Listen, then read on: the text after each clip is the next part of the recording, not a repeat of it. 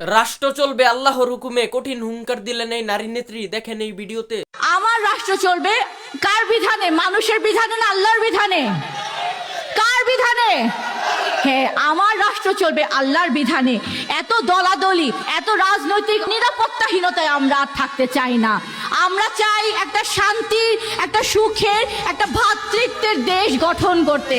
একটা নারী এবং একটা পুরুষ, আল্লাহ কোরআনে বলেছেন তোমরা একে অপরের সহযোদ্ধা। তোমরা আল্লাহ দ্বীন প্রতিষ্ঠা করার জন্য তোমরা সবাই মিলে সংগ্রাম করবে। স্বামী স্ত্রীর ব্যাপারে বলেছেন তোমরা একে অপরের পোশাক পরিচ্ছেদ। সেই সুন্দর কথাগুলো, সেই আল্লাহর পক্ষ থেকে সেই কথাগুলো আজকে আমাদের জীবনে ধারণ করার সময় এসেছে।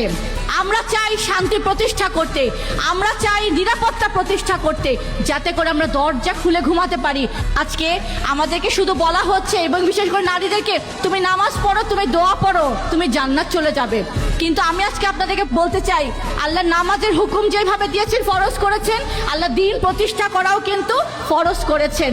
আল্লাহ রসুল এই দ্বীন প্রতিষ্ঠা করার জন্য অক্লান্ত পরিশ্রম করেছেন, যুদ্ধ করেছেন। যে যুদ্ধ আল্লাহ ফরজ করেছেন আপনার, আমার রসুলের সবার উপরে, এবং উনার আসহাবরা রক্তাক্ত হয়েছেন, তারা জীবন দিয়েছেন, তারা শহীদ হয়েছেন।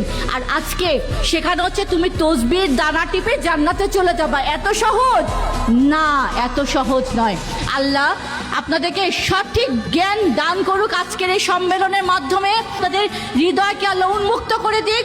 আমরা সবাই মিলে ঐক্যবদ্ধ একটা জাতি হয়ে দিন প্রতিষ্ঠা করে যেন আমরা শান্তিতে থাকতে পারি, সেই আহ্বান ব্যক্ত করে আমি আমার কথা এখানেই শেষ করছি। আল্লাহ হাফেজ, সালামু আলাইকুম।